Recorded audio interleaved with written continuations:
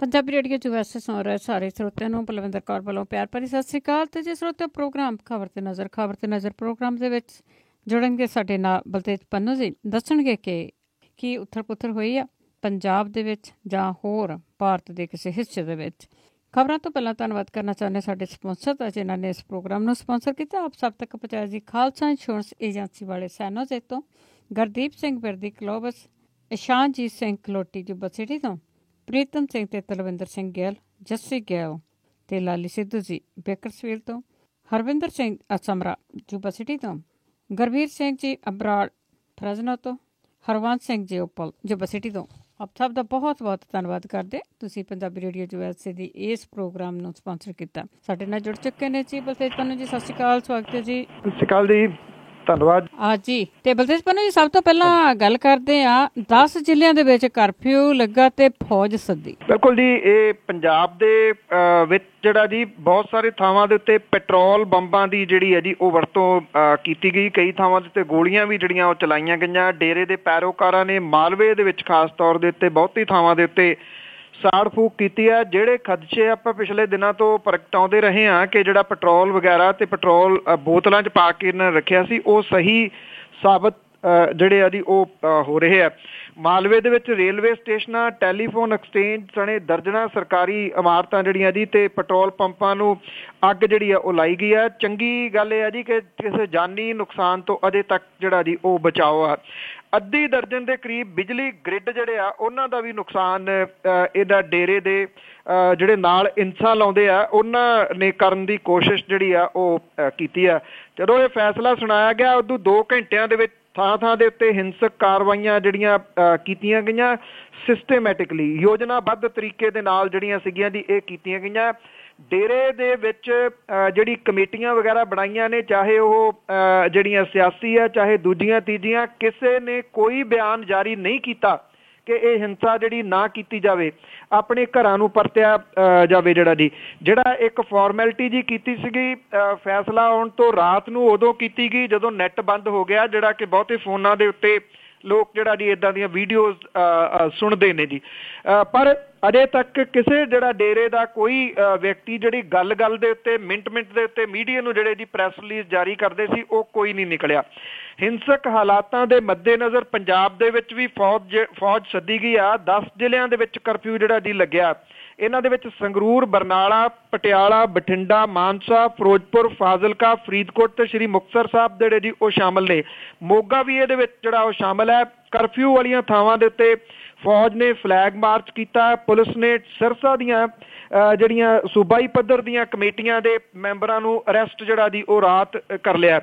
ਡੇਰਾ ਪੈਰੋਕਾਰਾਂ ਨੇ ਪਹਿਲਾਂ ਰਣਨੀਤੀ ਜਿਹੜੀ ਆ ਜੀ ਉਹ ਮੁਕੰਮਲ ਘੜੀ ਹੋਈ ਸੀ, ਕਿਉਂਕਿ ਪੈਰੋਕਾਰਾਂ ਨੇ ਮੂੰਹ ਸਿਰ ਬੰਨ੍ਹ ਕੇ ਇੱਕੋ ਵੇਲੇ ਪੈਟਰੋਲ ਦੇ ਨਾਲ ਭਰੀਆਂ ਬੋਤਲਾਂ ਜਿਹੜੀਆਂ ਸੀਗੀਆਂ ਉਹ ਸੁੱਟ ਕੇ ਥਾਂ ਦੇ ਉੱਤੇ ਨੁਕਸਾਨ ਕੀਤੇ। ਡੇਰੇ ਦੇ ਪੈਰੋਕਾਰਾਂ ਨੇ ਮਲੋਟ ਰੇਲਵੇ ਸਟੇਸ਼ਨ ਤੇ ਪੈਟਰੋਲ ਦੀਆਂ ਬੋਤਲਾਂ ਸੁੱਟ ਕੇ ਅੱਗ ਲਾਈ। ਇੱਥੇ ਪਏ ਕੰਪਿਊਟਰ ਤੋੜ ਦਿੱਤੇ। ਬਠਿੰਡੇ ਨੇੜੇ ਬੱਲੂਆਣਾ ਰੇਲਵੇ ਸਟੇਸ਼ਨ ਦੀ ਬੁਕਿੰਗ ਦਫ਼ਤਰ ਨੂੰ ਅੱਗ ਲਾਤੀ। 3:15 ਵਜੇ ਦੇ ਕਰੀਬ ਮੋਟਰਸਾਈਕਲ ਸਵਾਰ ਜਿਹੜੇ ਸੀ ਡੇਰੇ ਦੇ ਪੈਰੋਕਾਰ ਮੂੰਹ ਸਿਰ ਬੰਨ੍ਹ ਕੇ ਇਹਨਾਂ ਥਾਵਾਂ ਦੇ ਉੱਤੇ ਗਏ। ਗੋਲੀਆਂ ਵੀ ਜਿਹੜੀਆਂ ਜੀ ਉਹ ਚਲਾਈਆਂ। ਸਟੇਸ਼ਨ ਮਾਸਟਰ ਨੇ ਭੱਜ ਕੇ ਜਿਹੜੀ ਸੀ ਉਹ ਜਾਨ ਬਚਾਈ। ਬੱਲੂਆਣਾ ਦੇ 132 kV ਗ੍ਰਿਡ ਨੂੰ ਵੀ ਅੱਗ ਜਿਹੜੀ ਲਾਈ ਗਈ। ਬਠਿੰਡਾ ਪੁਲਿਸ ਨੇ ਜ਼ਿਲ੍ਹੇ ਦੇ ਵਿੱਚ ਅੱਗ ਲਾਉਣ ਤੇ ਭੰਨ ਤੋੜ ਦੀਆਂ ਘਟਨਾਵਾਂ ਲਈ 4 ਦਰਜਨ ਦੇ ਕਰੀਬ ਜਿਹੜੇ ਲੋਕ ਨੇ ਉਹਨਾਂ ਨੂੰ ਗ੍ਰਿਫਤਾਰ ਕੀਤਾ। ਕਰਫਿਊ ਦੇ ਵਿੱਚ ਅੱਜ ਜਿਹੜੀ ਹੈ ਜੀ ਦਿਨ ਦੇ ਸਮੇਂ ਕੁਝ ਢਿੱਲ ਜਿਹੜੀ ਵੱਖ-ਵੱਖ ਥਾਵਾਂ ਦੇ ਉੱਤੇ ਦਿੱਤੀ ਜਾਊਗੀ ਤਾਂ ਕਿ ਲੋਕ ਆਪਣੇ ਜ਼ਰੂਰਤ ਦੇ ਵਾਸਤੇ ਜਿਹੜੀਆਂ ਚੀਜ਼ਾਂ ਨੇ ਉਹਨਾਂ ਦੀ ਖਰੀਦੋ ਫਰੋਖਤ ਜਿਹੜੀ ਆ ਉਹ ਕਰ ਸਕਣ।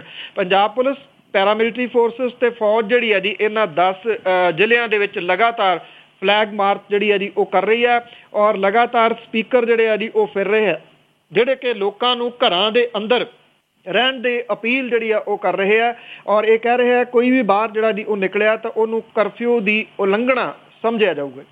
ਬਿਲਕੁਲ ਜੀ, ਇਹ ਕੁਛ ਮੇਰੇ ਖਿਆਲ 'ਚ ਡੇਰੇ ਦੇ ਵਿੱਚ ਲੋਕਾਂ ਨੂੰ ਸਿਖਾਇਆ ਗਿਆ ਆ ਤੇ ਸ਼ਾਇਦ ਉਹਨਾਂ ਨੂੰ ਪਹਿਲਾਂ ਵੀ ਪਤਾ ਸੀਗਾ ਜਿਸ ਹਿਸਾਬ ਨਾਲ ਉਹਨਾਂ ਦੀ ਤਿਆਰੀ ਸੀਗੀ।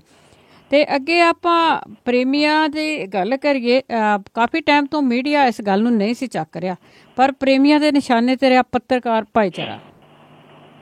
ਬਿਲਕੁਲ ਜੀ, ਕੱਲ ਜਦੋਂ ਇਹ ਜਿਹੜੀ ਸਜ਼ਾ ਤਨੀ ਅਜੇ ਸੁਣਾਈ ਗਈ, ਜਦੋਂ ਦੋਸ਼ੀ ਜਿਹੜਾ ਜੀ ਉਹ ਕਰਾਰ ਦਿੱਤਾ ਗਿਆ ਤਾਂ ਜਿਹੜਾ ਮੀਡੀਆ, ਪੰਜਾਬ ਦਾ ਮੀਡੀਆ ਤਾਂ ਵੈਸੇ ਪਿਛਲੇ ਸਮੇਂ 'ਚ ਘੱਟ ਬੋਲਦਾ ਰਿਹਾ। ਨੈਸ਼ਨਲ ਮੀਡੀਆ ਨੇ ਪਹਿਲੇ ਦਿਨਾਂ ਦੇ ਵਿੱਚ ਜਿਹੜੀ ਆ ਜੀ ਕੋਈ ਕਵਰੇਜ ਨਹੀਂ ਕੀਤੀ, ਪਰ ਜਿਹੜਾ ਸੀ ਜਦੋਂ ਇਹ 1.5 ਲੱਖ ਬੰਦਾ ਇੱਥੇ ਇਕੱਠਾ ਹੋ ਗਿਆ, ਉਦੋਂ ਜਿਹੜਾ ਜੀ ਉਦੋਂ ਬਾਅਦ ਨੈਸ਼ਨਲ ਮੀਡੀਆ ਜਿਹੜਾ ਜੀ ਇਸ ਪਾਸੇ ਵੱਲ ਨੂੰ ਤੁਰਿਆ। ਉਹਨਾਂ ਨੂੰ ਇਹ ਉਮੀਦ ਨਹੀਂ ਸੀਗੀ ਕਿ ਝੋਲਿਆਂ ਦੇ ਵਿੱਚ ਕੱਪੜੇ ਪਾ ਕੇ ਆ ਕੇ ਬੈਠੇ ਇਹ ਲੋਕ ਜਿਹੜੇ ਆ, ਝੋਲਿਆਂ ਦੇ ਵਿੱਚ ਹਥਿਆਰ ਜਿਹੜੇ ਤਿੱਖੇ ਉਹ ਲੁਕਾਈ ਬੈਠੇ ਨੇ।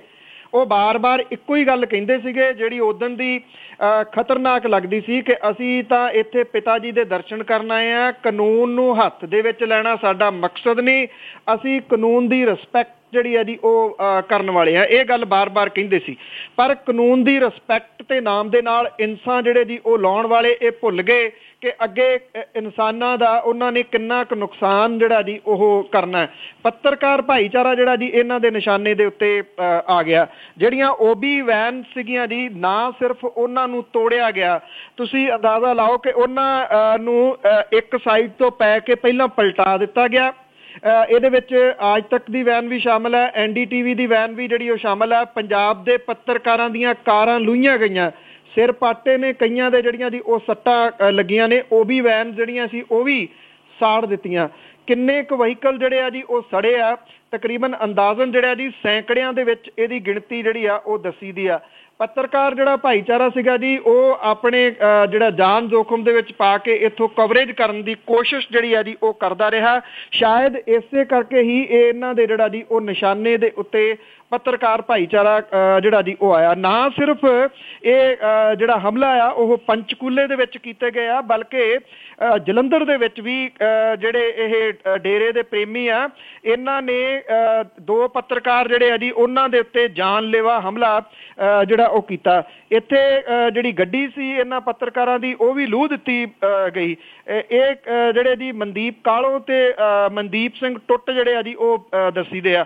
ਅੱਜ ਜਿਹੜਾ ਚੰਡੀਗੜ੍ਹ ਦੇ ਵਿੱਚ ਵਿਚਾਰ ਕਰਨ ਦੇ ਵਾਸਤੇ ਪੱਤਰਕਾਰ ਭਾਈਚਾਰਾ ਜਿਹੜਾ ਜੀ ਉਹ 12 ਵਜੇ ਜੁੜੂਗਾ, ਔਰ ਇਹਦੇ ਵਿੱਚ ਜਿਹੜਾ ਜੀ ਵਿਚਾਰ ਚਰਚਾ ਇਹ ਕੀਤਾ ਜਾਊਗਾ ਕਿ ਜਿਹੜੀ ਹਰਿਆਣੇ ਦੀ ਪੁਲਿਸ ਔਰ ਹਰਿਆਣੇ ਦੇ ਵਿੱਚ ਜਿਹੜੀਆਂ ਟੁਕੜੀਆਂ ਤਾਇਨਾਤ ਕੀਤੀਆਂ ਗਈਆਂ ਸੀਗੀਆਂ, ਉਹਨਾਂ ਨੇ ਪੱਤਰਕਾਰਾਂ ਦੀ ਕੋਈ ਕਿਸੇ ਕਿਸਮ ਦੀ ਪ੍ਰੋਟੈਕਸ਼ਨ ਜਾਂ ਉਹਨਾਂ ਦੇ ਵਹੀਕਲ ਦੀ ਕੋਈ ਪ੍ਰੋਟੈਕਸ਼ਨ ਨਹੀਂ ਕੀਤੀ। ਬਲਕਿ ਪਹਿਲਾਂ ਤਾਂ ਹਾਲਾਤ ਜਦੋਂ ਫੌਜ ਨਹੀਂ ਸੀ ਆਈ ਉਦੋਂ ਤਾਂ ਇਦਾਂ ਦੇ ਬਣ ਗਏ ਇੱਕ ਵਾਰੀ ਕਿ ਜਿਹੜੀ ਪੁਲਿਸ ਸੀ ਉਹ ਭੱਜਦੀ ਦੀ ਸੀ, ਠੀਕ ਉਸੇ ਤਰੀਕੇ ਨਾਲ ਜਿਵੇਂ ਜਾਟ ਅੰਦੋਲਨ ਦੇ ਦੌਰਾਨ ਮੂਹਰੇ ਲੱਗ ਕੇ ਭੱਜ ਰਹੀ ਸੀ। ਇਸ ਵੇਲੇ ਪੱਤਰਕਾਰ ਭਾਈਚਾਰੇ ਦੇ ਵਿੱਚ ਜਿਹੜਾ ਜੀ ਬਹੁਤ ਵੱਡਾ ਰੋਸ ਕੱਲ ਦਾ ਜਿਹੜਾ ਉਹ ਇਸ ਪੱਖੋਂ ਜਿਹੜਾ ਫੈਲਿਆ ਹੋਇਆ ਕਿ ਇਹਨਾਂ ਲੋਕਾਂ ਨੇ ਇੱਕ ਗਿਣੀ ਮਿੱਥੀ ਸਾਜ਼ਿਸ਼ ਦੇ ਤਹਿਤ ਪੱਤਰਕਾਰ ਜਿਹੜਾ ਭਾਈਚਾਰਾ ਸੀਗਾ ਉਹਨੂੰ ਨਿਸ਼ਾਨੇ ਦੇ ਉੱਤੇ ਬਣਾਇਆ ਜੀ। ਜੀ, ਤੇ ਅੱਗੇ ਆਪਾਂ ਗੱਲ ਕਰਦੇ ਹਾਂ ਕਿ ਬੜਕਾ ਮਾਰਨ ਵਾਲਾ ਰਾਮ ਰਹੀਮ ਤੇ ਫੈਸਲਾ ਸੁਣ ਕੇ ਕੋਰਟ ਦਾ ਤੇ ਬਿਲਕੁਲ ਟੁੱਟ ਗਿਆ। ਬਿਲਕੁਲ ਜੀ, ਕੱਲ ਜੋ ਕੁਝ ਜਿਹੜਾ ਦੱਸਿਆ ਜਾ ਰਿਹਾ ਹੈ, ਜਦੋਂ ਐਕਚੁਅਲੀ ਇਹ ਆਇਆ ਜੀ, ਆਉਣੀਆਂ ਜਿਹੜੀਆਂ ਉਹ ਹੋਰ ਸੀਗੀਆਂ ਤੇ ਬਾਅਦ ਦੇ ਵਿੱਚ ਜਿਹੜੀਆਂ ਕਹਾਣੀਆਂ ਸੀਗੀਆਂ ਉਹ ਬਿਲਕੁਲ ਹੋਰ ਜਿਹੜੀਆਂ ਉਹ ਦਿਸੀਆਂ। ਇਹ ਕਿਹਾ ਜਾ ਰਿਹਾ ਜੀ ਕਿ ਜਦੋਂ ਅੰਦਰ ਅਦਾਲਤ ਦੇ ਵਿੱਚ ਜਿਹੜਾ ਉਹ ਸੱਦਿਆ ਗਿਆ ਇਹਨਾਂ ਨੂੰ, ਤਾਂ ਜਿਹੜੇ ਮਾਨਯੋਗ ਜੱਜ ਸੀਗੇ ਜੀ ਉਹਨਾਂ ਨੇ ਇਹ ਗੱਲ ਕਹਿ ਦਿੱਤੀ ਕਿ ਗੁਰਮੀਤ ਰਾਮ ਰਹੀਮ, ਉਹਦੇ ਵਕੀਲ, CBI ਦੇ ਵਕੀਲ ਤੇ ਜਿਹੜਾ ਅਦਾਲਤ ਦੇ ਵਿੱਚ ਉਹਨਾਂ ਦੇ ਕੰਮ ਕਰਨ ਵਾਲਾ ਅਮਲਾ ਹੈ 3 ਜਾਂ 4 ਜਣੇ, ਉਹ ਸਿਰਫ ਅੰਦਰ ਰਹਿਣਗੇ, ਬਾਕੀ ਸਾਰੇ ਜਿਹੜੇ ਉਹ ਬਾਹਰ ਚਲੇ ਜਾਣਗੇ। ਹਾਲਾਂਕਿ ਇਹਦੇ ਵਿੱਚ ਜਿਹੜੀ ਇੱਕ ਇਹਦੇ ਤੋਂ ਇਲਾਵਾ ਇਹਦੀ ਧੀ ਜਿਹੜੀ ਸੀ ਉਹ ਨਾਲ ਰਹੀ, ਜਿਹੜੀ ਕਿ ਇਹਨੇ ਅਡੋਪਟ ਜਿਹੜੀ ਉਹ ਕੀਤੀ ਹੋਈ ਆ। ਉਹ ਬਾਕੀ ਸਾਰਿਆਂ ਨੂੰ ਜਿਹੜਾ ਜੀ ਬਾਹਰ ਜਾਣ ਦੇ ਹੁਕਮ ਦੇ ਦਿੱਤੇ। ਔਰ ਜਿਹੜੇ ਮਾਨਯੋਗ ਜੱਜ ਸੀਗੇ ਜੀ ਉਹਨਾਂ ਨੇ ਜਿਹੜਾ ਅੰਦਰ ਪੁਲਿਸ ਵਾਲੇ ਸੀ, ਜਦੋਂ ਇਹ ਸਾਰੇ ਚਲੇ ਗਏ ਤਾਂ ਉਹਨਾਂ ਨੂੰ ਇਹ ਗੱਲ ਕਹੀ ਕਿ ਇਹਨੂੰ ਜਿਹੜਾ ਲੈ ਲਿਆ ਜਾਵੇ ਜੀ ਹਿਰਾਸਤ ਦੇ ਵਿੱਚ। ਤੇ ਕਹਾਣੀ ਉਸੇ ਵੇਲੇ ਜਿਹੜੀ ਸੀ ਉਹ ਕਲੀਅਰ ਹੋ ਗਈ ਕਿ ਜਦੋਂ ਹਿਰਾਸਤ ਦੇ ਵਿੱਚ ਲੈਣ ਦੇ ਹੁਕਮ ਦਿੱਤੇ ਗਏ ਤਾਂ ਜਿਹੜਾ ਰਾਮ ਰਹੀਮ ਸੀ ਜੀ ਉਹ ਆਪਣੇ ਵਕੀਲਾਂ ਵੱਲ ਨੂੰ ਉਹਨੇ ਦੇਖਿਆ ਔਰ ਪੁੱਛਿਆ ਕਿ ਹੁਣ ਕੀ, ਤੇ ਵਕੀਲਾਂ ਦਾ ਕੋਈ ਜਵਾਬ ਨਹੀਂ ਸੀ। ਜਦੋਂ ਫੈਸਲਾ ਜਿਹੜਾ ਜੀ ਇਹ ਪੜ੍ਹਨਾ ਸ਼ੁਰੂ ਕੀਤਾ ਮਾਨਯੋਗ ਜੱਜ ਨੇ, ਤਾਂ ਉਸ ਤੋਂ ਬਾਅਦ ਵਕੀਲ ਜਿਹੜੇ ਸੀਗੇ ਜੀ ਉਹਨਾਂ ਨੇ ਇਹਦੇ ਵਿੱਚ ਟੋਕਣ ਦੀ ਕੋਸ਼ਿਸ਼ ਕੀਤੀ ਤਾਂ ਜੱਜ ਸਾਹਿਬ ਨੇ ਇਹ ਗੱਲ ਕਹੀ ਕਿ ਅੱਜ ਸਜ਼ਾ ਜਿਹੜੀ ਹੈ ਜੀ ਉਹ ਨਹੀਂ ਸੁਣਾਈ ਜਾਊਗੀ। ਜੇ ਇਹਦੇ ਉੱਤੇ ਤੁਸੀਂ ਕੋਈ ਜ਼ਿਰਾ ਕਰਨੀ ਆ ਤਾਂ ਸਜ਼ਾ ਵਾਲੇ ਦਿਨ ਜਿਹੜਾ ਉਹ ਜ਼ਿਰਾ ਕੀਤੀ ਜਾ ਸਕਦੀ ਆ, ਅੱਜ ਨਹੀਂ। ਤੇ ਉਹਨਾਂ ਨੇ ਤੁਰੰਤ ਜਿਹੜਾ ਸੀਗਾ ਜੀ ਇਹ ਫੈਸਲਾ ਪੜ੍ਹ ਦਿੱਤਾ। ਜਦੋਂ ਫੈਸਲਾ ਪੜ੍ਹਿਆ ਤੇ ਜਿਹੜਾ ਉਹਦਾ ਵਕੀਲ ਸੀਗਾ ਜੀ ਉਹਦੇ ਮੋਢੇ ਦੇ ਉੱਤੇ ਹੱਥ ਰੱਖ ਕੇ ਸਿਰ ਸੁੱਟ ਕੇ ਅੱਖਾਂ ਦੇ ਵਿੱਚ ਅਥਰੂ ਜਿਹੜੇ ਸੀ ਉਹ ਗੁਰਮੀਤ ਰਾਮ ਰਹੀਮ ਦੇ ਆ ਗਏ ਤੇ ਉਹ ਉਸੇ ਜਗ੍ਹਾ ਦੇ ਉੱਤੇ ਹੀ ਜਿਹੜਾ ਬੈਠ ਗਿਆ। ਔਰ ਜਿਹੜੇ ਵਕੀਲ ਸੀ ਉਹਨੇ ਪੁੱਛਣ ਦੀ ਜਿਹੜੀ ਉਹ ਕੋਸ਼ਿਸ਼ ਕੀਤੀ ਕਿ ਅੱਗੋਂ ਜਿਹੜਾ ਉਹ ਕੀ ਹੋਊਗਾ, ਪਰ ਇਹਦਾ ਜਵਾਬ ਜਿਹੜਾ ਜੀ ਉਹ ਵਕੀਲਾਂ ਦੇ ਕੋਲੇ ਵੀ ਅਜੇ ਹੈ ਨਹੀਂ ਸੀਗਾ। ਜੀ ਦੇਖੋ ਜੀ ਕੀ ਰਲ ਮਿਲ ਕੇ ਇਹਦਾ ਕੱਢਦੇ ਆ। ਤੇ ਆਪਾਂ ਜੇ ਅੱਗੇ ਖੱਟੜ ਦੀ ਗੱਲ ਕਰੀਏ ਤਾਂ ਖੱਟੜ ਦੇ ਕੰਮ ਸਾਰੇ ਖੱਟੇ ਨਿਕਲੇ ਆ ਜੀ। ਬੜਾ ਨਿਖੇਧ ਮੁੱਖ ਮੰਤਰੀ ਆ ਤੇ ਉਸ ਦੀ ਗੱਦੀ ਵੀ ਖਤਰੇ ਵਿੱਚ। ਬਿਲਕੁਲ ਜੀ, ਇਸ ਵੇਲੇ ਸਿੱਧਮ ਸਿੱਧਾ ਨਿਸ਼ਾਨੇ ਦੇ ਉੱਤੇ ਜਿਹੜਾ ਜੀ ਮਨੋਹਰ ਲਾਲ ਖੱਟਰ ਹੈ। ਕੱਲ ਜਿਹੜੀ ਦੁਪਹਿਰ ਦੀ ਗੱਲ ਹੈ ਕਿ ਜਦੋਂ ਪਹਿਲਾਂ ਹਾਈ ਕੋਰਟ ਜੁੜੀ ਹੈ, ਪੰਜਾਬ ਹਰਿਆਣਾ ਹਾਈ ਕੋਰਟ ਇਸ ਮਾਮਲੇ ਤੇ ਕਿੰਨੀ ਫਿਕਰਮੰਦ ਹੈ ਤੁਸੀਂ ਦੇਖੋ। ਪਿਛਲੇ 2 ਦਿਨਾਂ ਦੇ ਵਿੱਚ 6 ਬੈਠਕਾਂ ਉਹਨੇ ਜਿਹੜੀਆਂ ਜੀ ਕੰਟੀਨਿਊਜ਼ ਲਾਈਆਂ ਔਰ ਇੱਕੋ ਗੱਲ ਕਹੀ ਕਿ ਕਿਤੇ ਮੂਰਥਲ ਵਰਗੇ ਹਾਲਾਤ ਨਾ ਬਣਾ ਦੇਣਾ ਜਾਟ ਅੰਦੋਲਨ ਬਾਰੇ। ਪਰ ਹਰਿਆਣੇ ਦੇ ਮੁੱਖ ਮੰਤਰੀ ਦੇ ਕੰਨਾਂ ਤੇ ਜੂੰ ਨਹੀਂ ਸਰਕੀ। ਉਹਦਾ ਪ੍ਰਮੁੱਖ ਕਾਰਨ ਜਿਹੜਾ ਜੀ ਇੱਕੋ ਦੱਸੀਦਾ ਕਿ ਉਹਨੇ ਡੇਰੇ ਤੋਂ ਵੋਟਾਂ ਲਈਆਂ ਸੀ, ਡੇਰੇ ਦੇ ਨਾਲ ਉਹਦੀ ਨੇੜਤਾ ਜਿਹੜੀ ਹੈ ਜੀ ਉਹ ਜੱਗ ਜ਼ਾਹਰ ਸੀ। ਇਸ ਕਰਕੇ ਉਹ ਨਹੀਂ ਸੀ ਚਾਹੁੰਦਾ ਕਿ ਇਸ ਕਿਸਮ ਦਾ ਕੋਈ ਜਿਹੜਾ ਇੰਤਜ਼ਾਮ ਆ ਉਹ ਕੀਤਾ ਜਾਵੇ। ਜਦੋਂ ਕੱਲ ਜਿਹੜੀਆਂ ਕੰਪਨੀਆਂ ਇੱਥੇ ਆਉਣੀਆਂ ਸ਼ੁਰੂ ਹੋਈਆਂ ਨੇ ਫੌਜ ਦੀਆਂ, ਤਾਂ ਇੱਕ ਖਬਰ ਵੱਡੇ ਰੂਪ ਦੇ ਵਿੱਚ ਚੱਲਦੀ ਸੀ ਕਿ ਜਿਹੜਾ ਮਨੋਹਰ ਲਾਲ ਖੱਟਰ ਦਾ ਘਰ ਹੈ ਚੰਡੀਗੜ੍ਹ ਦੇ ਵਿੱਚ, ਉੱਥੇ ਹਰਿਆਣੇ ਦੀ ਪੁਲਿਸ ਵੀ ਲੱਗੀ ਹੋਈ ਆ, ਉੱਥੇ ਪੈਰਾਮਿਲਟਰੀ ਫੋਰਸਿਸ ਵੀ ਲੱਗੀਆਂ ਹੋਈਆਂ ਨੇ ਕਿ ਇੱਕ ਕੰਪਨੀ ਜਿਹੜੀ ਹੈ ਜੀ ਉਹ ਉਹਦੇ ਘਰ ਦੇ ਬਾਹਰ ਫੌਜ ਦੀ ਵੀ ਤਾਇਨਾਤ ਕਰ ਦਿੱਤੀ ਗਈ ਆ। ਉਹਨੇ ਆਪਣਾ ਘਰ ਜਿਹੜਾ ਸੀ ਸੁਰੱਖਿਅਤ ਕਰ ਲਿਆ, ਕਿਤੇ ਉਹ ਬਾਹਰ ਨਹੀਂ ਨਿਕਲਿਆ। ਉਹਨੇ ਕੋਈ ਮੀਟਿੰਗ ਜਿਹੜੀ ਹੈ ਜੀ ਉਹ ਨਹੀਂ ਲਈ ਕਿਸੇ ਕਿਸਮ ਦੀ, ਸਿਰਫ ਅਫਸਰਾਂ ਦੇ ਉੱਤੇ ਜਿਹੜਾ ਜੀ ਉਹ ਰਿਹਾ। ਧਾਰਾ 144 ਤੋਂ ਲੈ ਕੇ ਪ੍ਰੇਮੀਆਂ ਦੇ ਪੰਚਕੂਲਾ ਦੇ ਵਿੱਚ ਵੱਡੀ ਗਿਣਤੀ ਦੇ ਵਿੱਚ ਜੁੜਨ ਤੱਕ ਔਰ ਇਹ ਫੈਸਲਾ ਆਉਣ ਤੇ ਉਦੋਂ ਬਾਅਦ ਸਾੜ ਫੂਕ, ਇਹ ਜਿਹੜੇ ਪ੍ਰੇਮੀ ਸੀ ਲੋਕਾਂ ਦੀਆਂ ਕੋਠੀਆਂ 'ਚ ਵੜ ਗਏ। ਜੋ ਇੱਕ ਖੂਬਸੂਰਤ ਸ਼ਹਿਰ ਪੰਚਕੂਲਾ ਦਾ ਹਸ਼ਰ ਇਹਨਾਂ ਪ੍ਰੇਮੀਆਂ ਨੇ ਕੀਤਾ, ਫੋਟੋਆਂ ਦੇ ਰੂਪ ਦੇ ਵਿੱਚ ਲੋਕਾਂ ਨੇ ਦੇਖਿਆ ਹੋਊਗਾ। ਉੱਥੇ ਫੈਂਸਾਂ ਪੱਟ ਦਿੱਤੀਆਂ, ਸ਼ੀਸ਼ੇ ਤੋੜਤੇ, ਸੜਕਾਂ ਦਾ ਬੁਰਾ ਹਾਲ ਕਰਤਾ, ਪਾਰਕ ਜਿਹੜੇ ਦੀ ਉਹ ਪੱਟ ਦਿੱਤੇ, ਲੋਕਾਂ ਦਾ ਖੂਨ ਜਿਹੜਾ ਸੀਗਾ ਉਹ ਵਹਾਇਆ। ਜਿਹੜੀ ਮੌਤਾਂ ਦੀ ਗਿਣਤੀ ਆ ਉਹ ਲਗਾਤਾਰ ਵੱਧ ਰਹੀ ਆ, ਹਸਪੀਟਲ ਭਰੇ ਪਏ ਆ ਜਿਹੜੇ ਜ਼ਖਮੀਆਂ ਦੇ ਨਾਲ। ਅਜੇ ਤੱਕ ਜਿਹੜਾ ਜੀ ਮਨੋਹਰ ਲਾਲ ਖੱਟਰ ਦਾ ਕੋਈ ਸਾਹਮਣੇ ਆ ਕੇ ਬਿਆਨ ਨਹੀਂ ਆਇਆ। ਕਹੀ ਜਾਂਦਾ ਹਾਲਾਤ ਜਿਹੜੇ ਆ ਕਾਬੂ ਦੇ ਵਿੱਚ ਹੈ। ਕਾਬੂ ਦੇ ਵਿੱਚ ਕਿਵੇਂ ਆ ਇਹ ਕਿਸੇ ਨੂੰ ਜਿਹੜਾ ਉਹ ਸਮਝ ਨਹੀਂ ਆ ਰਹੀ। ਇਹ ਕੋਈ ਮਨੋਹਰ ਲਾਲ ਖੱਟਰ ਦੀ ਪਹਿਲੀ ਨਲਾਇਕੀ ਨਹੀਂ ਗੀ, ਇਹ ਉਹਦੀ ਤੀਸਰੀ ਵੱਡੀ ਨਲਾਇਕੀ ਜਿਹੜੀ ਆ ਉਹ ਕਹੀ ਜਾ ਸਕਦੀ ਹੈ। ਸਭ ਤੋਂ ਪਹਿਲਾਂ ਜਿਹੜਾ ਰਾਮਪਾਲ ਵਾਲਾ ਮਾਮਲਾ ਸੀ 2014 ਦੇ ਵਿੱਚ ਸਾਹਮਣੇ ਆਇਆ, ਉਦੋਂ ਸਹੀ ਸਮੇਂ ਦੇ ਉੱਤੇ ਇਸ ਮੁੱਖ ਮੰਤਰੀ ਨੇ ਸਟੈਪ ਨਹੀਂ ਲਿਆ ਕਿਉਂਕਿ ਉਦੋਂ ਅਜੇ ਖੱਟਰ ਦੀ ਸਰਕਾਰ ਬਣੀ ਸੀ, ਗੱਲ ਆਈ ਗਈ ਹੋਗੀ। ਮੁੜ ਕੇ 16 ਦੇ ਵਿੱਚ ਆਇਆ ਜੀ ਜਾਟ ਅੰਦੋਲਨ। ਜਾਟ ਅੰਦੋਲਨ ਦੇ ਵਿੱਚ ਜੋ ਰਿਪੋਰਟਿੰਗ ਇਹ ਉੱਤੇ ਦਿੰਦਾ ਰਿਹਾ ਕਿ ਹੋਇਆ ਹੀ ਕੱਖ ਨਹੀਂ ਗਾ। ਹਾਲਾਂਕਿ ਅਰਬਾਂ ਰੁਪਈਏ ਦੀ ਪ੍ਰਾਪਰਟੀ ਜਿਹੜੀ ਜਾਟਾਂ ਨੇ ਹਰਿਆਣੇ ਦੇ ਵਿੱਚ ਫੂਕ ਦਿੱਤੀ। ਚਲੋ ਪ੍ਰਾਪਰਟੀ ਵਾਲੀ ਗੱਲ ਦੂਜੀ ਆ, ਜੋ ਨੁਕਸਾਨ ਮੂਰਥਲ ਦੇ ਢਾਬਿਆਂ ਦੇ ਉੱਤੇ ਹੋਇਆ ਇਹ ਬੰਦੇ ਨੇ ਕਦੀ ਮੰਨਿਆ ਹੀ ਨਹੀਂ। ਈਵਨ ਪਾਰਲੀਮੈਂਟ ਦੇ ਵਿੱਚ ਵੀ ਜਿਹੜੇ ਰਾਜਨਾਥ ਸਿੰਘ ਹੋਰਾਂ ਨੇ ਇਹ ਬਿਆਨ ਦਿੱਤਾ ਸੀ ਕਿ ਕੁਝ ਨਹੀਂ ਹੋਇਆ, ਇਹ ਤਾਂ ਸੂਓ ਮੋਟੋ ਸੀਗਾ। ਜਿਹੜਾ ਪੰਜਾਬ ਹਰਿਆਣਾ ਹਾਈ ਕੋਰਟ ਨੇ ਆਪੇ ਇਹਦੇ ਉੱਤੇ ਜਿਹੜਾ ਜੀ ਕਾਰਵਾਈ ਕੀਤੀ ਔਰ ਸਾਰਾ ਕੁਝ ਕਢਵਾ ਲਿਆ ਔਰ ਉੱਥੇ ਜੋ ਕੁਝ ਹੋਇਆ ਹੁਣ ਸਾਰਿਆਂ ਦੇ ਸਾਹਮਣੇ ਸੀ, ਜਿਹਦੇ ਕਰਕੇ ਪੰਜਾਬ ਹਰਿਆਣਾ ਹਾਈ ਕੋਰਟ ਦੇ ਇਹ ਜਿਹੜੇ ਜੱਜ ਨੇ ਜੀ ਉਹ ਫਿਕਰਮੰਦ ਸਨ ਕਿ ਇਦਾਂ ਦਾ ਕੁਝ ਹੋਵੇ ਨਾ। ਉਹ ਸਾਰਾ ਕੁਝ ਜਿਹੜਾ ਜੀ ਉਹ ਹੋਇਆ। ਹੁਣ ਇਹ ਤੀਸਰੀ ਇਹਦੀ ਵੱਡੀ ਨਾਕਾਮੀ ਜਿਹੜੀ ਆ ਉਹ ਕਹੀ ਜਾ ਸਕਦੀ ਆ। ਇਸ ਵੇਲੇ ਖੱਟਰ ਸਰਕਾਰ ਦੀ ਕੁਰਸੀ ਡਾਵਾਂਡੋਲ ਹੋਣ ਦੀਆਂ ਗੱਲਾਂ ਜਿਹੜੀਆਂ ਜੀ ਉਹ ਕਹੀਆਂ ਜਾ ਰਹੀਆਂ ਨੇ। ਹੈਰਾਨੀ ਵਾਲੀ ਤਾਂ ਗੱਲ ਇਹ ਆ ਕਿ ਅਜੇ ਡਾਵਾਂਡੋਲ ਹੀ ਜਿਹੜੀ ਆ ਜੀ ਉਹ ਦੀਂਦੀ ਆ। ਹੁਣ ਤੱਕ ਤਾਂ ਇਹਨੂੰ ਜਿਹੜਾ ਜੀ ਉਹ ਲਾਹ ਦੇਣਾ ਚਾਹੀਦਾ ਸੀ। ਜੇ ਕਿਤੇ ਇਹ ਭਾਰਤੀ ਜਨਤਾ ਪਾਰਟੀ ਦਾ ਇੱਥੇ ਰਾਜ ਨਾ ਹੁੰਦਾ ਤੇ ਸ਼ਾਇਦ ਹੋ ਸਕਦਾ ਸੀਗਾ ਜੀ ਰਾਸ਼ਟਰਪਤੀ ਰਾਜ ਵੀ ਲਾ ਦਿੱਤਾ ਗਿਆ ਹੁੰਦਾ, ਕਿਉਂਕਿ ਹਰਿਆਣੇ ਦੇ ਹਾਲਾਤ ਅਜੇ ਵੀ ਜਿਹੜੇ ਜੀ ਕੋਈ ਕਾਬੂ ਦੇ ਹੇਠ ਨਹੀਂ ਗਏ। 10 ਜ਼ਿਲ੍ਹਿਆਂ ਦੇ ਵਿੱਚ ਜਿਹੜੀ ਆ ਉਹ ਹਿੰਸਾ ਇਸ ਵੇਲੇ ਫੈਲੀ ਹੋਈ ਆ। ਮੌਤਾਂ ਦੀ ਗਿਣਤੀ ਲਗਾਤਾਰ ਵਧੀ ਜਾ ਰਹੀ ਹੈ ਜੀ।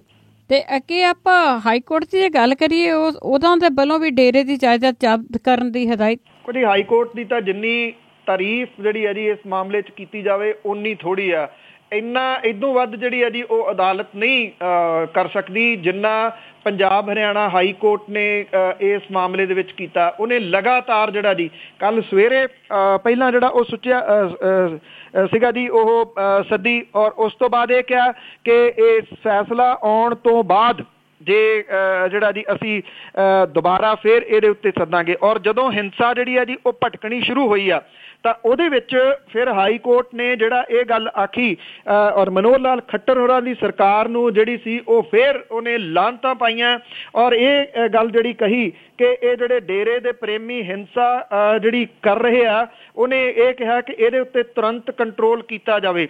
ਇੱਥੋਂ ਤੱਕ ਹੁਕਮ ਜਿਹੜੇ ਸੀਗੇ ਹਾਈ ਕੋਰਟ ਨੇ ਦੇ ਦਿੱਤੇ ਕਿ ਗੋਲੀ ਚਲਾਉਣ ਤੋਂ ਗੁਰੇਜ਼ ਨਾ ਕੀਤਾ ਜਾਵੇ, ਜਿਵੇਂ ਵੀ ਪ੍ਰੋਟੈਕਸ਼ਨ ਹੈ ਆਮ ਲੋਕਾਂ ਦੀ ਕੀਤੀ ਜਾਵੇ। ਜਿਨ੍ਹਾਂ ਦੇ ਨੈੱਟ ਬੰਦ ਕਰਕੇ ਸਰਕਾਰਾਂ ਨੇ ਉਹਨਾਂ ਨੂੰ ਘਰਾਂ ਦੇ ਅੰਦਰ ਜਿਹੜਾ ਜੀ ਉਹ ਵਾੜ ਦਿੱਤਾ ਸੀਗਾ।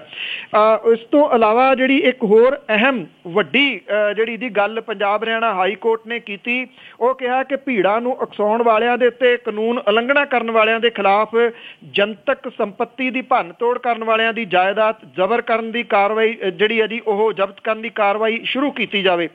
ਉਹਨੇ ਡੇਰੇ ਸੱਚੇ ਸੌਦੇ ਨੂੰ ਆਪਣੀਆਂ ਪ੍ਰਾਪਰਟੀ ਦੀ ਸੂਚੀ ਤਿਆਰ ਕਰਨ ਦੇ ਵਾਸਤੇ ਜਿਹੜਾ ਜੀ ਕਿਹਾ। ਕਾਰਜਕਾਰੀ chief justice Surinder Singh Saron, justice Suryakant ਤੇ ਜਸਟਿਸ ਜਿੰਗਨ ਦੇ ਫੁੱਲ ਬੈਂਚ ਨੇ ਕਿਹਾ ਕਿ ਇਹ ਜਾਇਦਾਦਾਂ ਮੁਲਕ ਦੇ ਨਾਗਰਿਕਾਂ ਦੀਆਂ ਨੇ ਤੇ ਜਿੱਥੇ ਜਿੱਥੇ ਇਹ ਨੁਕਸਾਨ ਹੋ ਰਿਹਾ, ਮੁਲਕ ਦੇ ਨਾਗਰਿਕਾਂ ਦਾ ਨੁਕਸਾਨ ਜਿਹੜਾ ਜੀ ਇਹਨਾਂ ਜਾਇਦਾਦਾਂ ਤੋਂ ਹੀ ਜਿਹੜਾ ਉਹ ਭਰਿਆ ਜਾਏਗਾ। ਉਹਨਾਂ ਨੇ ਇਹ ਵੀ ਡੇਰੇ ਦੇ ਇਹਦੇ ਪ੍ਰੇਮੀਆਂ ਨੂੰ ਸਖਤ ਜਿਹੜੀ ਹੈ ਜੀ ਚੇਤਾਵਨੀ ਦਿੰਦਿਆਂ ਇਹ ਕਿਹਾ ਕਿ ਸਿਵਲ ਪ੍ਰਸ਼ਾਸਨ ਨੂੰ ਹੋਏ ਨੁਕਸਾਨ ਦਾ ਜਾਇਜ਼ਾ ਲੈਣ ਲਈ ਸਾਡੇ ਅੱਗੇ ਰਿਪੋਰਟ ਜਿਹੜੀ ਹੈ ਜੀ ਉਹ ਰੱਖੀ ਜਾਵੇ। ਬੈਂਚ ਨੇ ਇਹ ਵੀ ਕਿਹਾ ਕਿ ਜਾਂਦਾ ਜੇ ਕੋਈ ਭੀੜ ਨੂੰ ਭੜਕਾ ਰਿਹਾ ਜਾਂ ਅੱਗ ਲਾ ਰਿਹਾ, ਹਿੰਸਾ ਲਈ ਕਿਸੇ ਜਗ੍ਹਾ ਉੱਤੇ ਭੀੜ ਇਕੱਠੀ ਹੋਈ ਆ, ਉਹਦੇ ਨਾਲ ਸਖਤੀ ਜਿਹੜੀ ਆ ਉਹ ਵਰਤੀ ਜਾਵੇ। ਅੱਜ 11 ਵਜੇ ਮੁੜ ਕੇ ਫਿਰ ਜਿਹੜੀ ਇਸ ਬੈਂਚ ਦੇ ਵੱਲੋਂ ਸੁਣਵਾਈ ਜਿਹੜੀ ਆ ਉਹ ਕੀਤੀ ਜਾਊਗੀ। ਅੱਜ ਜਿਹੜੇ ਹਰਿਆਣੇ ਦੇ ਨੇ ਜੀ ਵਕੀਲ, ਉਹਨਾਂ ਨੂੰ ਇਹ ਪ੍ਰਾਪਰਟੀ ਜਿਹੜੀ ਆ ਜੀ ਉਹ ਰੱਖਣੀ ਪਊਗੀ। ਪੰਜਾਬ ਤੇ ਹਰਿਆਣਾ ਜਿਹੜੇ ਸੂਬੇ ਆ ਉਹਨਾਂ ਨੂੰ ਵੀ ਇਹਦੇ ਵਾਸਤੇ ਕਿਹਾ ਗਿਆ ਜੀ ਕਿ ਉਹ ਵੀ ਇਸ ਪ੍ਰਾਪਰਟੀ ਦੀ ਜਿਹੜੀ ਸਾਰੀ ਡਿਟੇਲ ਆ ਉਹ ਅਦਾਲਤ ਦੇ ਸਾਹਮਣੇ ਰੱਖਣ। ਜੇ ਮੋਟੀ ਮੋਟੀ ਪ੍ਰਾਪਰਟੀ ਦੀ ਗੱਲ ਕਰ ਲਈਏ, ਇਹ ਲੱਖਾਂ ਦੇ ਵਿੱਚ ਨਹੀਂ ਹੈਗੀ, ਨਾ ਇਹ ਕਰੋੜਾਂ ਦੇ ਵਿੱਚ ਆ ਜੀ, ਇਹ ਅਰਬਾਂ ਰੁਪਈਏ ਦੀ ਪ੍ਰਾਪਰਟੀ ਆ, ਅਰਬਾਂ ਦੀ ਡੇਰਿਆਂ ਦੀ, ਚਾਹੇ ਉਹ ਸਰਸੇ ਵਾਲੀ ਆ, ਚਾਹੇ ਉਹ ਜਿਹੜੀ ਦੀ ਪੰਜਾਬ ਦੇ ਵਿੱਚ ਸਲਾਵਤਪੁਰਾ ਜਾਂ ਬਾਕੀ ਜਗ੍ਹਾ ਦੇ ਉੱਤੇ ਜਿਹੜੀ ਹੈ ਜੀ ਉਹ ਪ੍ਰਾਪਰਟੀ ਹੈ।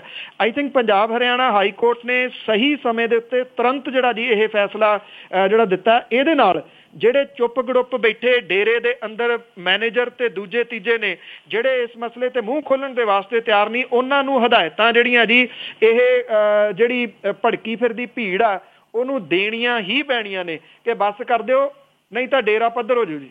ਬਿਲਕੁਲ ਜੀ, ਮੈਸੇਜ ਤੇ ਮਿਲ ਜਾਣਾ ਚਾਹੀਦਾ। ਤੇ ਇਹ ਵੀ ਸੁਣਿਆ ਕਿ ਰਾਮ ਰਹੀਮ ਤੇ ਜੱਦੀ ਪਿੰਡ ਦੇ ਵਿੱਚ ਵੀ ਚੁੱਪ ਪਸਰੀ। ਬਿਲਕੁਲ ਜੀ, ਥਾਂ ਥਾਂ ਦੇ ਉੱਤੇ ਚੁੱਪ ਤਾਂ ਜਿਹੜੀ ਹੈ ਜੀ ਉਹ ਪਸਰ ਗਈ ਆ। ਜਿਹੜਾ ਡੇਰਾ ਸਰਸਾ ਆ ਜੀ, ਉਦਾਸੀ ਤਾਂ ਉੱਥੇ ਵੀ ਜਿਹੜੀ ਆ ਉਹ ਵੱਡੇ ਰੂਪ ਜਿਹੜੀ ਆ ਉਹ ਦੇਖੀ ਜਾ ਰਹੀ ਆ।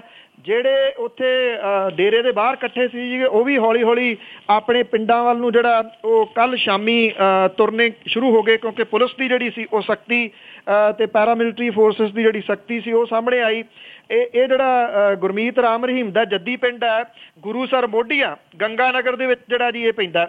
ਅਦਾਲਤ ਦੇ ਵਿੱਚ ਜਿਹੜਾ ਫੈਸਲਾ ਆਇਆ ਉਸ ਤੋਂ ਬਾਅਦ ਇਸ ਪਿੰਡ ਦੇ ਵਿੱਚ ਵੀ ਚੁੱਪ ਜਿਹੜੀ ਸੀ ਉਹ ਪਸਰ ਗਈ। ਰਾਜਸਥਾਨ ਪੁਲਿਸ ਦੇ ਪਹਿਰੇ ਦੇ ਹੇਠ ਇਸ ਪਿੰਡ ਦੇ ਵਿੱਚ ਇਹਦਾ ਜਿਹੜਾ ਜੱਦੀ ਘਰ ਸੀਗਾ ਉੱਥੇ ਨਾਮ ਚਰਚਾ ਸਵੇਰ ਤੋਂ ਚੱਲਦੀ ਰਹੀ। ਜਦੋਂ ਇਹ ਫੈਸਲਾ ਜਿਹੜਾ ਸੀ ਆਇਆ, ਇਹ ਸਾਰੇ ਡੇਰੇ ਵਾਲੇ ਬੜੇ ਆਸਵੰਦ ਸੀਗੇ, ਪਰ ਜਦੋਂ ਉਹਨੂੰ ਦੋਸ਼ੀ ਜਿਹੜਾ ਜੀ ਉਹ ਕਰਾਰ ਦਿੱਤਾ ਗਿਆ ਤਾਂ ਪਿੰਡ ਦੇ ਜਿਹੜੇ ਵਸਨੀਕ ਸੀ ਉਹਨਾਂ ਦੇ ਚਿਹਰਿਆਂ ਦੇ ਰੰਗ ਜਿਹੜੇ ਸੀ ਉਹ ਉੱਡ ਗਏ। ਗੰਗਾ ਨਗਰ ਦੀ ਪੁਲਿਸ ਜਿਹੜੀ ਸੀ ਉਹ ਮੁਸਤੈਦ ਇੱਥੇ ਰਹੀ। 23 ਸਾਲ ਗੁਰਮੀਤ ਰਾਮ ਰਹੀਮ ਇਸ ਪਿੰਡ ਦੇ ਵਿੱਚ ਗੁਰੂਸਰ ਮੋਢੀਆਂ ਦੇ ਡੇਰਾ ਇੰਚਾਰਜ ਜਿਹੜਾ ਉਹ ਰਿਹਾ। ਜਿਹੜਾ ਇੱਥੋਂ ਦਾ ਹੁਣ ਡੇਰੇ ਦਾ ਇੰਚਾਰਜ ਹੈ ਜੀ ਜਸਕਰਨ ਸਿੰਘ, ਉਹਦਾ ਇਹ ਕਹਿਣਾ ਸੀਗਾ ਕਿ ਪਿੰਡ ਵਾਸੀਆਂ ਨੂੰ ਅਦਾਲਤੀ ਫੈਸਲੇ ਤੇ ਹੈਰਾਨੀ ਹੋਈ ਆ, ਇਸ ਕਰਕੇ ਪੂਰਾ ਪਿੰਡ ਜਿਹੜਾ ਜੀ ਉਹ ਮਾਯੂਸ ਹੋ ਗਿਆ। ਥਾਣਾ ਸੂਰਤਗੜ੍ਹ ਦੇ ਜਿਹੜਾ ਜੀ ਪੁਲਿਸ ਹੈ ਉਹਨੇ ਇਹ ਗੱਲ ਕਹੀ ਹੈ ਕਿ ਪਿੰਡਾਂ ਦੇ ਪੈਰੋਕਾਰ ਜਿਹੜੇ ਨੇ ਗੁਰੂਸਰ ਮੋਢੀਆਂ ਦੇ ਡੇਰੇ ਦੇ ਵਿੱਚ ਨਾਮ ਚਰਚਾ ਲਈ ਇਕੱਠੇ ਹੋਏ ਸੀਗੇ। ਅਦਾਲਤੀ ਫੈਸਲੇ ਮਗਰੋਂ ਪੈਰੋਕਾਰਾਂ ਨੂੰ ਇਹ ਕਿਹਾ ਗਿਆ ਕਿ ਆਪੋ ਆਪਣੇ ਪਿੰਡ ਦੇ ਵਿੱਚ ਚਲੇ ਜਾਓ, ਜੇ ਉਹ ਇੱਥੇ ਇਕੱਠੇ ਰਹਿੰਦੇ ਆ ਤੇ ਉਹਨਾਂ ਦੇ ਉੱਤੇ ਕਾਰਵਾਈ ਕੀਤੀ ਜਾ ਸਕਦੀ ਹੈ। ਤੇ ਸਾਰੇ ਦੇ ਸਾਰੇ ਜਿਹੜੇ ਸੀਗੇ ਜੀ ਉਹ ਆਪੋ ਆਪਣੇ ਪਿੰਡਾਂ ਨੂੰ ਚਲੇ ਗਏ। ਭਾਵ ਕਿ ਰਾਜਸਥਾਨ ਦੀ ਜਿਹੜੀ ਪੁਲਿਸ ਸੀ ਉਹਨੇ ਇਸ ਏਰੀਏ ਦੇ ਵਿੱਚ ਪੂਰੇ ਤਰੀਕੇ ਦੇ ਨਾਲ ਕੰਟਰੋਲ ਜਿਹੜਾ ਸੀਗਾ ਉਹ ਸ਼ੁਰੂ ਦੇ ਵਿੱਚ ਹੀ ਕਰ ਲਿਆ ਜੀ। ਤੇ ਅੱਗੇ ਬੜਾ ਵੱਡਾ ਸਵਾਲ ਆ ਜੀ, ਹੁਣ ਬਾਬਾ ਤੇ ਅੰਦਰ ਚਲੇ ਗਿਆ ਤੇ ਬਾਕੀ ਦੀ ਟੇਕ ਕੇਅਰ ਕੌਣ ਕਰੂਗਾ? ਜਿਹੜੀ ਕੱਲ ਦੇ ਪ੍ਰੋਗਰਾਮ ਦੇ ਵਿੱਚ ਮੈਂ ਤੁਹਾਨੂੰ ਗੱਲ ਦੱਸੀ ਸੀ ਜੀ, ਜਿਹੜੀ ਕੱਲ ਰਾਤੀ ਮੀਟਿੰਗ ਹੋਈ ਸੀਗੀ ਇਸ ਫੈਸਲੇ ਦੇ ਆਉਣ ਤੋਂ ਪਹਿਲਾਂ ਅੰਦਰ ਡੇਰੇ ਦੇ, ਉਹਦੇ ਵਿੱਚ ਜਗਜੀਤ ਸਿੰਘ ਨਾਮ ਦਾ ਜਿਹੜਾ ਵਿਅਕਤੀ ਆ ਉਹਨੂੰ ਕੇਅਰ ਟੇਕਰ ਬਣਾਇਆ ਗਿਆ ਸੀਗਾ ਜੀ। ਉਹਨੂੰ ਡੇਰਾ ਮੁਖੀ ਨਹੀਂ ਬਣਾਇਆ ਗਿਆ। ਹਾਲਾਂਕਿ ਨੈੱਟ ਦੇ ਉੱਤੇ ਜਿਹੜੀ ਹੈ ਜੀ ਉਹ ਗੱਲ ਚੱਲੀ ਜਾਂਦੀ ਕਿ ਉਹਨੂੰ ਮੁਖੀ ਥਾਪਿਆ ਸੀ, ਮੁਖੀ ਨਹੀਂ ਥਾਪਿਆ ਸੀਗਾ। ਮੈਂ ਕੱਲ ਵੀ ਕਿਹਾ ਸੀਗਾ ਤੇ ਉਹਨੂੰ ਡੇਰੇ ਦਾ ਇੰਚਾਰਜ ਇਸ ਪੱਖੋਂ ਬਣਾਇਆ ਕਿ ਜਿਹੜਾ ਹਿਸਾਬ ਕਿਤਾਬ ਜਾਂ ਦੂਜਾ ਤੀਜਾ ਉਹਨੂੰ ਚਲਾਉਣਾ ਜਿਹੜਾ ਜੀ ਉਹ ਕਿਵੇਂ ਆ, ਉਹ ਉਹਨੂੰ ਲਾਇਆ ਗਿਆ ਸੀਗਾ। ਹੁਣ ਸਵਾਲ ਜਿਹੜਾ ਜੀ ਵੱਡਾ ਇਹੀ ਸਾਹਮਣੇ ਆ ਰਿਹਾ ਹੈ ਕਿ ਜਿਹੜਾ ਸਰਸੇ ਵਾਲਾ ਡੇਰਾ ਹੈੱਡਕੁਆਟਰ ਆ ਇਹਦਾ, ਇਹ 800 ਕਿੱਲਿਆਂ ਦੇ ਵਿੱਚ ਹੈ ਔਰ ਮਲਟੀ ਸਪੈਸ਼ਲਟੀ ਜਿਹੜਾ ਜੀ ਇੱਥੇ ਹੌਸਪੀਟਲ ਹੈ, ਸਟੇਡੀਅਮ ਹੈ ਔਰ ਜਿਹੜੀ ਬਾਕੀ ਪ੍ਰਾਪਰਟੀ ਹੈ ਹਰਿਆਣੇ ਦੇ ਵਿੱਚ ਤੇ ਬਾਕੀ ਥਾਵਾਂ ਦੇ ਉੱਤੇ ਮੁੰਬਈ ਦੇ ਵਿੱਚ ਇਹਦੀਆਂ ਕੋਠੀਆਂ ਨੇ, ਪੰਜਾਬ ਦੇ ਵਿੱਚ ਬਹੁਤ ਸਾਰੀ ਜਿਹੜੀ ਹੈ ਜੀ ਉਹ ਪ੍ਰਾਪਰਟੀ ਹੈ। ਗੱਡੀਆਂ ਕਿੰਨੀਆਂ ਨੇ ਕਾਫਲੇ ਦੇ ਰੂਪ 'ਚ ਕੱਲ੍ਹ ਦੇਖੀਆਂ ਹੋਣੀਆਂ ਜੀ, BMW ਤੇ ਦੂਜੀਆਂ ਤੀਜੀਆਂ ਬਹੁਤ ਵੱਡੀਆਂ ਵੱਡੀਆਂ ਲਗਜ਼ਰੀ ਜਿਹੜੀਆਂ ਜੀ ਗੱਡੀਆਂ ਕਰੋੜਾਂ ਰੁਪਈਏ ਦੀਆਂ। ਤੇ ਕਿੰਨੇ ਕੁ ਅਕਾਊਂਟਸ ਨੇ, ਬੈਂਕ ਅਕਾਊਂਟ ਜਿਹੜੇ ਕਿ ਡਿਸਕਲੋਜ਼ ਨਹੀਂ ਕੀਤੇ ਗਏ, ਅਨਡਿਸਕਲੋਜ਼ ਨੇ, ਇਹ ਸਾਰੇ ਦੇ ਸਾਰੇ ਕਿੰਨੇ ਨੇ ਅਸਲ ਦੇ ਵਿੱਚ ਤਾਂ ਸਹੀ ਕਿਸੇ ਨੂੰ ਜਿਹੜਾ ਜੀ ਉਹ ਨਹੀਂ ਪਤਾ। ਇਹ ਕਿਹਾ ਜਾਂਦਾ ਜੀ ਕਿ ਜਿਹੜੇ ਇਹਦੇ ਫੈਮਿਲੀ ਮੈਂਬਰ ਨੇ ਉਹਨਾਂ ਦੇ ਵਿੱਚੋਂ ਕੋਈ ਇਹਦਾ ਜਿਹੜਾ ਜੀ ਨਹੀਂ ਬਣ ਸਕਦਾ ਮੁਖੀ। ਉਹਦਾ ਮੁੰਡਾ ਹੈ ਜਸਮੀਤ ਤੇ ਉਹਦੀਆਂ 2 ਬੇਟੀਆਂ ਨੇ। ਇੱਕ ਜਿਹੜੀ ਬੇਟੀ ਆ ਉਹਨੇ ਉਹ ਜਿਹੜੀ ਅਡੋਪਟ ਕੀਤੀ ਹੋਈ ਆ। ਇਸ ਕਰਕੇ ਜਿਹੜੀ ਕਹਾਣੀ ਆ ਉਹ ਸਾਰੀ ਦੀ ਸਾਰੀ ਇਸ ਗੱਲ ਦੇ ਉੱਤੇ ਆ ਰਹੀ ਆ ਕਿ ਗੁਣਾ ਜਿਹੜਾ ਜੀ ਉਹ ਹਨੀਪ੍ਰੀਤ ਜਿਹੜੀ ਇਹਦੀ ਅਡੋਪਟਡ ਬੇਟੀ ਆ ਉਹਦੇ ਉੱਤੇ ਪੈ ਸਕਦਾ, ਕਿਉਂਕਿ ਜੇ ਫੈਮਿਲੀ ਮੈਂਬਰਾਂ ਦੇ ਵਿੱਚੋਂ ਕੋਈ ਨਹੀਂ ਬਣ ਸਕਦਾ ਤੇ ਉਹ ਫੈਮਿਲੀ ਮੈਂਬਰ ਤਾਂ ਹੈਗੀ ਆ ਪਰ ਉਹ ਰੀਅਲ ਉਹਦੀ ਬੇਟੀ ਨਹੀਂ ਗੀ। ਇਸ ਕਰਕੇ ਉਹਦੇ ਉੱਤੇ ਜਿਹੜਾ ਜੀ ਇਹ ਸਾਰੀਆਂ ਇਸ ਵੇਲੇ ਕਿਆਸ ਰਾਈਆਂ ਨੇ। ਜਿਹੜੀ ਕੱਲ ਤੁਸੀਂ ਅਦਾਲਤ ਦੇ ਵਿੱਚ ਦੇਖ ਰਹੇ ਹੋ ਨਾਲ ਨਾਲ ਸੀਗੀ ਜਿਹੜੀ ਉਹ ਉਹੀ ਹਨੀਪ੍ਰੀਤ ਆ ਜਿਹੜੀ ਕਿ ਉਹਦੇ ਨਾਲ ਫਿਲਮਾਂ ਦੇ ਵਿੱਚ ਵੀ ਜਿਹੜੀ ਉਹ ਕੰਮ ਕਰਦੀ ਰਹੀ ਆ। ਇਹਦੇ ਪਰਿਵਾਰ ਵਾਲਿਆਂ ਨੇ ਇਹਨੂੰ ਛੋਟੀ ਹੁੰਦੀ ਨੂੰ ਡੇਰੇ ਜਿਹੜਾ ਜੀ ਉਹ ਦਿੱਤਾ ਸੀ ਤੇ ਇਹਨੇ ਆਪਣੀ ਅਡੋਪਟਡ ਬੇਟੀ ਜਿਹੜੀ ਆ ਉਹ ਬਣਾਈ ਹੋਈ ਸੀ। ਇਸ ਤੋਂ ਇਲਾਵਾ ਵਿਪਾਸਨਾ ਹੈ ਜੀ ਜਿਹੜੀ ਕਿ ਇੱਕ ਹੋਰ ਔਰਤ ਜਿਹੜੀ 35 ਸਾਲਾਂ ਦੀ ਦੱਸੀ ਜਾਂਦੀ ਆ। ਇਹ ਗੁਰੂ ਬ੍ਰਹਮਚਾਰੀ ਹੋ ਸਕਦੀ ਹੈ ਕਿ ਇਹਨੂੰ ਟੱਕਰ ਦੇਵੇ ਹਨੀਪ੍ਰੀਤ ਨੂੰ, ਪਰ ਇਹ ਕਿਹਾ ਜਾ ਰਿਹਾ ਜੀ ਕਿ ਉਹੋ ਹੀ ਹੋਊਗਾ ਜੋ ਉਹਦੇ ਪਰਿਵਾਰ ਵਾਲੇ ਜਿਹੜੇ ਆ ਜੀ ਉਹ ਕਹਿਣਗੇ। ਤੇ ਉਹ ਵਿਪਾਸਨਾ ਨੂੰ ਛੱਡ ਕੇ ਹਨੀਪ੍ਰੀਤ ਜਿਹੜੀ ਆ ਇਹਨੂੰ ਜਿਹੜਾ ਡੇਰੇ ਦੀ ਮੁਖੀ ਜਾਂ ਉਹਦੇ ਤੁਸੀਂ ਇਹ ਕਹਿ ਲਓ ਕਿ ਉਹਦੀ ਗੈਰ ਹਾਜ਼ਰੀ ਦੇ ਵਿੱਚ ਗੁਰੂ ਜਿਹੜਾ ਜੀ ਉਹ ਬਣਾਉਣ ਦੇ ਵਾਸਤੇ ਪ੍ਰਕਿਰਿਆ ਚੱਲ ਰਹੀ ਹੈ ਇਸ ਵੇਲੇ ਜੀ। ਤੇ ਅਖੀਰ ਦੇ ਵਿੱਚ ਆਪਾਂ ਗੱਲ ਕਰਦੇ ਹਾਂ ਕਿਸਾਨਾਂ ਦੀ ਹੱਕ ਕਮੇਟੀ ਵੱਲੋਂ ਸਾਰੇ ਛੋਟੇ ਕਿਸਾਨਾਂ ਲਈ ਕਰਜ਼ਾ ਮਾਫੀ ਦੀ ਸਿਫਾਰਿਸ਼। ਬਿਲਕੁਲ ਜੀ, ਪੰਜਾਬ ਦੇ ਕਿਸਾਨਾਂ ਦੇ ਵਾਸਤੇ ਕਰਜ਼ਾ ਮੁਆਫੀ ਸੰਬੰਧੀ ਸਿਫਾਰਿਸ਼ ਲਈ ਜਿਹੜੀ ਡਾਕਟਰ ਟੀ ਹੱਕ ਦੀ ਅਗਵਾਈ ਦੇ ਵਿੱਚ ਬਣੀ ਕਮੇਟੀ ਸੀਗੀ, ਇਹਨੇ ਕਰਜ਼ਾ ਮਾਫੀ ਦਾ ਲਾਭ 5 ਏਕੜ ਤੱਕ ਸਾਰੇ ਕਿਸਾਨਾਂ ਨੂੰ ਦੇਣ ਤੇ ਸਾਲ 16-17 ਦੇ ਵਿੱਚ ਸਮੇਂ ਸਿਰ ਕਰਜ਼ਾ ਮੋੜਨ ਵਾਲੇ ਸਾਰੇ ਕਿਸਾਨਾਂ ਨੂੰ 3 ਲੱਖ ਰੁਪਏ ਤੇ ਵਿਆਜ ਦੀ ਛੋਟ ਦੇਣ ਦੀ ਸਿਫਾਰਿਸ਼ ਜਿਹੜੀ ਹੈ ਜੀ ਉਹ ਕੀਤੀ ਆ। ਸਰਕਾਰ ਨੂੰ ਵਿੱਤੀ ਵਸੀਲੇ ਜੁਟਾਉਣ ਲਈ ਕਈ ਤਰ੍ਹਾਂ ਦੇ ਸੁਝਾਅ ਵੀ ਇਹਦੇ ਵਿੱਚ ਜਿਹੜੇ ਆ ਜੀ ਉਹ ਦਿੱਤੇ ਗਏ ਆ। ਜਿਹੜੇ ਸੂਤਰਾਂ ਦੇ ਅਨੁਸਾਰ ਡਾਕਟਰ ਹੱਕ ਕਮੇਟੀ ਦੇ ਵੱਲੋਂ ਸਰਕਾਰ ਨੂੰ ਜਿਹੜੀ ਰਿਪੋਰਟ ਦਿੱਤੀ ਗਈ ਆ ਇਹਦੇ ਵਿੱਚ 2.5 ਏਕੜ ਤੱਕ ਦੇ ਕਿਸਾਨਾਂ ਦੇ ਵਾਂਗੂ 5 ਏਕੜ ਛੋਟੇ ਵਾਲੇ ਤੱਕ ਦੇ ਸਾਰੇ ਕਿਸਾਨਾਂ ਦਾ 2 ਲੱਖ ਰੁਪਏ ਤੱਕ ਦਾ ਕਰਜ਼ਾ ਮਾਫ ਕਰਨ ਦੀ ਸਿਫਾਰਿਸ਼ ਕੀਤੀ ਗਈ ਆ। ਪਹਿਲਾਂ 5 ਏਕੜ ਤੱਕ ਵਾਲੇ ਉਹਨਾਂ ਕਿਸਾਨਾਂ ਦਾ ਹੀ 2 ਲੱਖ ਦਾ ਕਰਜ਼ ਮਾਫ ਕਰਨ ਦਾ ਫੈਸਲਾ ਜਿਹੜਾ ਜੀ ਉਹ ਕੀਤਾ ਸੀਗਾ, ਜਿਨ੍ਹਾਂ ਦੇ ਸਿਰ ਕੁੱਲ ਜਿਹੜਾ ਕਰਜ਼ਾ 2 ਲੱਖ ਰੁਪਏ ਹੈ ਫਸਲੀ ਕਰਜ਼ਾ ਜਿਹੜਾ। ਇਸ ਰਿਪੋਰਟ ਦੇ ਮੁਤਾਬਕ ਸਰਕਾਰ ਦੇ ਵੱਲੋਂ ਕੀਤੀ ਕਰਜ਼ਾ ਮਾਫੀ ਦੇ ਮੁਤਾਬਕ ਕੁੱਲ 20 ਲੱਖ ਤੇ 23,000 ਕਿਸਾਨਾਂ ਦੇ ਵਿੱਚੋਂ 10 ਲੱਖ ਤੇ 22,000 ਕਿਸਾਨਾਂ ਨੂੰ ਲਾਭ ਹੋਣ ਦਾ ਜਿਹੜਾ ਜੀ ਅਨੁਮਾਨ ਲਾਇਆ ਗਿਆ। ਜੇ ਨਵੀਂ ਸਿਫਾਰਿਸ਼ ਮੰਨੀ ਜਾਂਦੀ ਆ ਤਾਂ 13,87,000 ਕਿਸਾਨ ਜਿਹੜੇ ਆ ਇਹਨਾਂ ਨੂੰ ਇਹ ਮਿਲ ਸਕਦਾ ਹੈ। ਪਰ ਮੈਂ ਇੱਥੇ ਦੱਸਦਾ ਜੀ ਕਿ ਡਾਕਟਰ ਹੱਕ ਕਮੇਟੀ ਦੇ ਵੱਲੋਂ ਇਹ ਸਿਫਾਰਿਸ਼ ਕੀਤੀ ਗਈ ਆ।